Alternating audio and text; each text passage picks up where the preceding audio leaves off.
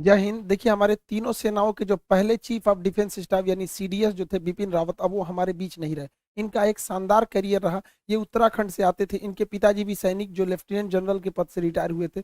ये हमारे सेना के थल सेना प्रमुख रहे, उसके बाद पहले सीडीएस रहे। इनका मुख्य काम तीनों सेनाओं में समन्वय स्थापित करना था। ये अपने कार्यकाल में इसको बहुत ही बखूबी अपने काम को पूरा किए थे।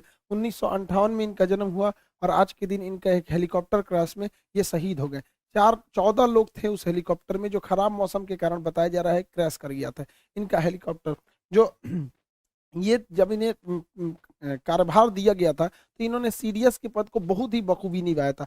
नौसेना के P-8I को लद्दाख में तैनात करना इन्हीं का डिसीजन था। उत्तरी कमांड को थिएटर कमांड बनाना, यानी तीनों सेना आपस में कोऑर्डिनेट करके लड़ाई लड़ेगी, इनकी सबसे बेहतरीन डिसीजन थी। इन्होंने नेवी, आर्मी, एयरफोर्स सबको बहुत बेहतरीन से किया था। भगवान इनकी आत्मा को शांति दे। देखिए, लेकिन क्या कर सकते हैं, हमारा ये जो विमान दुर्घटना हुआ है, ये हेलीकॉप्टर ये कई बार भी क्रैश कर चुका है। इस दुर्घटना में ये साउथ इंडिया में थे, यहाँ ऊटी है तमिलनाडु के पास, यहाँ पर, यहाँ नेल्लोर के पास, यहाँ पर, यहीं पर इनका हेलीकॉप्टर जो है, इनकी पत्नी भी साथ में थी। दोनों लोग को अफसोस के मतलब बचाया नहीं जा सका। बहुत मतलब दर्दनाक ये हादसा था। पूरी विमान में आग लग गई थी। मतलब शरीर को कई ऐसे जवान थे उनमें जिनके डीएनए टेस्ट करके पता करना पड़ा यहाँ पर। तो ये ऊटी के पास ये विमान दुर्घटना हुआ है यहाँ पे। ये जो हेलीकॉप्टर है, एक्चुअली ये वीवीआईपी के लिए लाया गया था। अगस्टा वेस्टलैंड जो हेलीकॉप्टर था, जब वो करप्शन का शिकार हुआ तो Mi-17 V5 को एडवांस है, ये Mi-17 का एडवांस वर्जन है, Mi-17 V5। ये जो V5 है ये एडवांस वर्जन है, लेटेस्ट वर्जन है। इसे हम लोग 2012 के कॉन्ट्रैक्ट में लाए थे। 2018 में ये पूरी तरह से कंप्लीट हो गया था। 2019 में इसकी सर्विसिंग भी भारत में चालू कर दी गई थी। इसमें हमारे नरेंद्र मोदी भी जाते हैं। ये कई जितने भी वीआईपी लोग जाते हैं इसी से जाते हैं। अभी ये कई बार दुर्घटना भी ग्रस्त हो चुका है। 2013 में जब ये नया नया आया ही था, तभी उस समय उत्तराखंड के रेस्क्यू ऑपरेशन में विंग कमांडर शहीद हो गए थे। अभी कुछ दिन पहले ये अरुणाचल प्रदेश में दुर्घटनाग्रस्त हुआ है।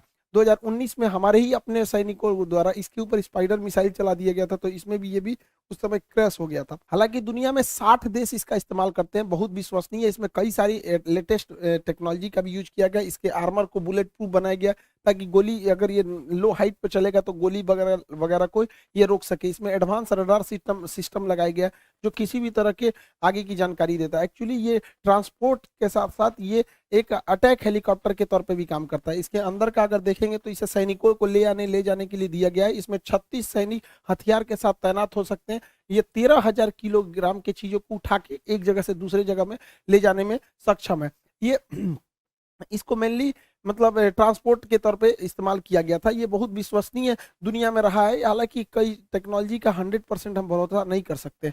ये 250 किलोमीटर प्रति घंटा की रफ्तार से चल सकता है और इसकी सर्विस सीलिंग बहुत अच्छी है। 6 किलोमीटर ऊंचाई यानी 6,000 मीटर ऊंचाई पर ये उड़ सकता है पहाड़ी क्षेत्र में। वहाँ ये डिप्लॉयमेंट के लिए बहुत ही बेहतरीन साबित होगा। इसमें दो दो इंजन लगाए गए हैं। ट्विन इंजन पे ये काम करता है। नाइट विजन है इसमें, ऑनबोर्ड है ये, इसमें हर चीज की नई एडवांस टेक्नोलॉजी लगाई गई है। फिर भी ये आए दिन दुर्घटनाग्रस्त होता है। हेलीकॉप्टर में कई ऐसे मतलब देशों में भी ऐसी घटनाएं इसकी रिकॉर्ड की गई है। इसमें on board navigation system, radar, advance radar system को लगाया गया है। ऑन बोर्ड वेदर रडार को लगाया गया है कि मौसम कैसा है उसके हिसाब पे भी जानकारी दी जाए। हालांकि प्रथम तो यही कहा जा रहा है कि ये जो विमान दुर्घटना हुआ है इसके पीछे मौसम खराब को जिम्मेदार बताया जा रहा है। हालांकि वायुसेना ने इसके लिए जांच के आदेश दिए हैं। आगे क्या होता है ये आगे समझेंगे। इसमें सेफ्टी का भी ध्यान रखा गया है। इसमें दुश्मन की आ रही मिसाइलों को भटकाने के लिए फ्लेयर की क्षमता है। ये फ्लेयर में बहुत हाई टेम्परेचर होता है, जिससे कि हीट सीकिंग मिसाइलें दूसरी ओर डिस्ट्रैक्ट हो जाती हैं। इसमें एडवांस एविएशन सिस्टम को दिया गया है। इसके कॉकपिट्स को नया डिजाइन किया गया था, कस्टमाइज करके अलग अलग हिसाबों से। इसमें इसे हम लोग यूटिलिटी के साथ साथ अटैक के रूप में भी इस्तेमाल कर सकते हैं। इसमें अलग अलग जगहों पे हार्ड पॉइंट को हम लोग जोड़ के, कारगिल की लड़ाई में इसका पुराना वर्जन Mi-17 भी बहुत कारगर साबित हुआ था, कारगिल के टाइगर हिल के ऊपर बम्बार्डमेंट करने, और जो भी बहुत हाइट पर थी। इसमें ट्विन इंजन लगाया गया है। ये यूटिलिटी के साथ, हार्ड पॉइंट के साथ साथ हमला भी बहुत तेजी से कर सकता है। इसमें कई सारे मिसाइलों को लगाया जा सकता है, अलग अलग तरह के। इसमें मशीन गन है, सब मशीन गन है, ऑटोमेटिक गन है, रडार, रॉकेट्स है, मिसाइल फायर करने की क्षमता है। उसमें मशीन गन की भी लगाया गया है, ताकि ये ग्राउंड अटैक को भी बहुत अच्छे से परफॉर्म कर सके। यह 60 देशों द्वारा विश्वसनीय हेलीकॉप्टर रहा है। हालांकि रूस की सेना में भी इसे बहुत बड़े पैमाने पर इस्तेमाल किया जा रहा है। हर देशों में इसका कमोबेश एक्सीडेंट का रिकॉर्ड रहा है। हम टेक्नोलॉजी पर 100% भरोसा नहीं कर सकते। एक्चुअली जब भी आप कोई विदेश से हथियार को लाते हैं तो उसमें परमानेंट आप मेंटेनेंस उतना अच्छा नहीं कर पाते हैं जितना आपके पास खुद का रहता है। क्योंकि विदेश अगर कोई ऐसे कल पुर्जे खराब हो गए जो विदेश से लाने हैं, तो आप उसको थोड़ा सा टॉलरेट करके भी चलते हैं कि चलो भैया अभी पूरी तरह से खराब नहीं हुआ है। लेकिन वही अगर हम अपना हेलीकॉप्टर देखेंगे, ध्रुव जो इसे हम बना रहे हैं, तो अभी हमको स्वदेशी बनाना पड़ेगा। लेकिन क्या करें, भारतीय सेना में स्वदेशीकरण, मेक इन इंडिया को सबसे ज्यादा अगर किसी ने बढ़ावा दिया था सेना में, तो बिपिन रावत जी ने ही दिया था। अब कई सारे ऐसे हथियार, ऐसे सारे ऐसे इंस्ट्रूमेंट थे जिस पे आयात पर बैन लगा दिया गया था। पहली बार भारत जो है इजराइल के बराबर हथियार एक्सपोर्ट करने में जा रहा है। तो ये भारत के लिए एक अच्छी खबर थी। खैर, बिपिन रावत जी जो थे, जब तक उन्होंने भारत रहे, भारत माता की सेवा ही किए रहे। अब उनको होनी को अब कोई क्या टाल सकता है। अब आगे सरकार को डिसीजन लेना है कि अब किसी अगला चीफ ऑफ डिफेंस स्टाफ नियुक्त किया जाता है। इसके अलावा एक रेलवे की भी सूचना थी, जो अभी हम लोगों ने 1 दिसंबर को जो डिजिटल स्ट्राइक किया था, आप लोगों ने भी इसमें बढ़ चढ़ के हिस्सा लिया था। तो रेलवे ने भी अपने सारे एग्जाम डेट को बता दिया है।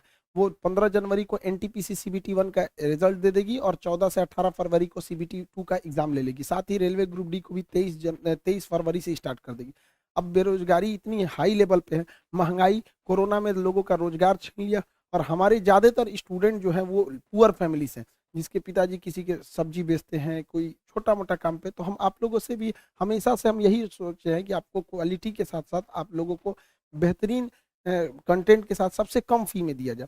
तो आप लोग को इस चीज को ध्यान में रखते हुए आप लोग के लिए पूरा कंप्लीट बैच, जिसमें आपका मैथ्स भी रहेगा, रीजनिंग भी रहेंगे, उसमें कंप्लीट जीके रहेगा, साइंस का पूरा पोर्शन रहेगा, करंट का पूरा पोर्शन इसमें कंप्लीट किया जाएगा। ए टू जेड जितना चीजें इसमें रहती हैं सबको कंप्लीट किया जाएगा। इन टोटल चीजों को कंप्लीट किया जाएगा। एकदम ध्यान में रखा गया है आप लोग को, एकदम मिनिमम से मिनिमम। हमको भी पता है कि कोरोना पिछले 1 डेढ़ साल में सबका रोजगार छीन लिया, लेकिन हम इतना मिनिमम किए कि उससे मिनिमम पॉसिबल ही नहीं हो सकता है। 250 रुपये में आपको टोटल चीजें, आप खुद सोच सकते हैं कि इससे मिनिमम पॉसिबल ही नहीं हो सकता। इसमें हमारा टैक्स भी शामिल रहता है, जीएसटी, इनकम टैक्स वगैरह वगैरह। 50% तो सर्वर कॉस्ट, इस सब में सब चला जाता है, टैक्स वगैरह। तो इससे मिनिमम में बाबू पॉसिबल ही नहीं हो सकता। तो इसमें ज़्यादा एडमिशन हम लोग नहीं ले पाएंगे। तो शुरुआत में जो एडमिशन होंगे वही इस फीस में हो पाएंगे, क्योंकि आपको भी पता है बाबू, इतना में आजकल समझ रहे हैं ना, इसमें 10वीं क्लास के टीचर जो भी बच्चों को जो पढ़ाते हैं, इतना मिनिमम रहता है। तो फिर भी आप लोग आगे जाके देश सेवा करेंगे। हमको भी इस चीज़ को फील करते हैं कि सबकी रोजगार को छीना था कोरोना ने। तो ये एक मौका मिला है, आप अपने माँ बाप का नाम रोशन करिए, सेटल होइए। क्योंकि कोरोना ने साबित कर दिया है कि अगर आप गरीब फैमिली से हैं तो आपको एक सेटल्ड जॉब की बहुत ज़रूरत है, वरना कोरोना किसी को भी सड़क पे ला सकता है। आई होप आप इसको जल्दी से इनरोल होंगे, और ऊपर वाला हमारे बिपिन रावत जी की आत्मा को शांति दे। मिलेंगे नेक्स्ट क्लास में। जय हिंद।